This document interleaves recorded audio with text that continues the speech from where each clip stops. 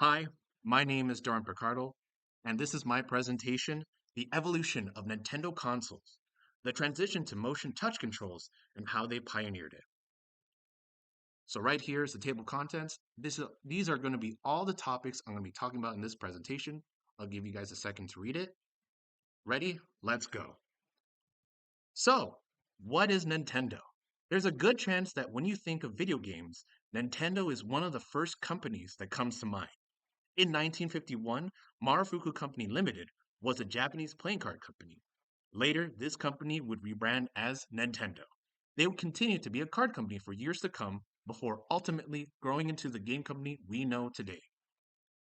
So, where they started. The first gaming console that Nintendo released was the handheld Game & Watch. Game & Watch was preloaded with games for users to enjoy.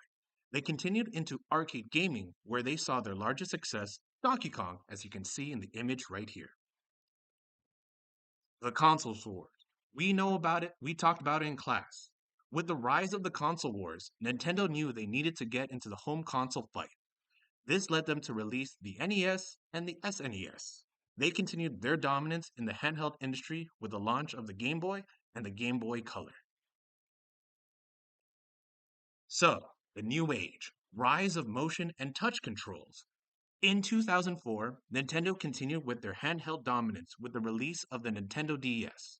The Nintendo DS saw the first big change in the Nintendo formula, with the DS's biggest feature being in touchscreen display.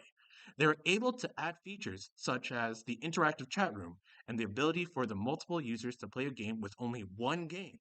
They would later improve the DS into the 3DS, a superior DS, with added features such as gyroscope features as a new core, the 3D slider, which also allowed users to play games in 3D.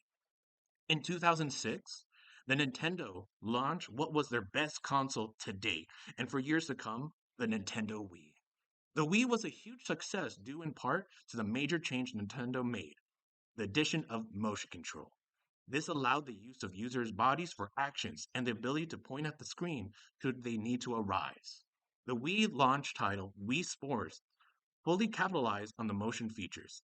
The simple yet fun use of controls are why Wii Sports is still the fourth best selling game of all time. It was around this time that Nintendo also developed a new philosophy when it came to launching their titles. They no longer saw themselves able to compete with the largest companies, but instead, they shifted their focus to being accessible to users of all ages. This move towards more family party friendly gaming was seen as a huge success, as the Wii sold over 100 million copies. Nintendo's next console, though, the Wii U, tried to capitalize on the success of the Wii, but it did not meet these expectations. The shift to motion gamepad was not well received, as the gamepad was considered very bulky and its short battery life left users wanting more. Switching up the formula. In 2017, Nintendo released what is widely considered to be their best console and best selling console, the Nintendo Switch. The Nintendo Switch combined the best of all of Nintendo's previous releases. The Switch could be docked to play as a home console or taken on the go for a handheld adventure. It featured a touchscreen display, motion control controllers, and gyroscope features. It launched with one of the most highly anticipated launch titles, Legend of Zelda Breath of the Wild, which saw one of Nintendo's best selling series switch over to a long awaited open world format. They would continue this open world format with more of their best selling series, which made fans even more thrilled by the change in Nintendo's practices. The Nintendo Switch at present has sold nearly 140 million copies and is the longest tenured Nintendo console. So, what's next for Nintendo? Well, Nintendo eventually released the Switch Lite, which is a lower cost version that is exclusively handheld, and in 2021, Nintendo announced the release of its updated Switch OLED model, which is just a larger screen on a new dock featuring an Ethernet port. My predictions for the future: the Nintendo 4DS. What's better than 3D? 4D. What's better than one screen for the Switch? Two screens, the Nintendo Switch Flip. And we're going to talk about the Virtual Boy. It needs a comeback. We're going to bring back the Virtual Boy 2. So, why did I chose this research as my research topic? I chose this topic because I grew up with Nintendo. Loved how they're always different compared to the competition, which made me want to learn why they were different.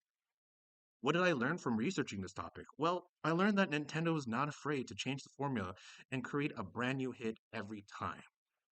What do I hope that you learn from my presentation? Well, I hope that you learned something new, something how they're always trying to change. And if you already knew that, I hope it was a good refresher. This was my presentation. Thank you and have a great day.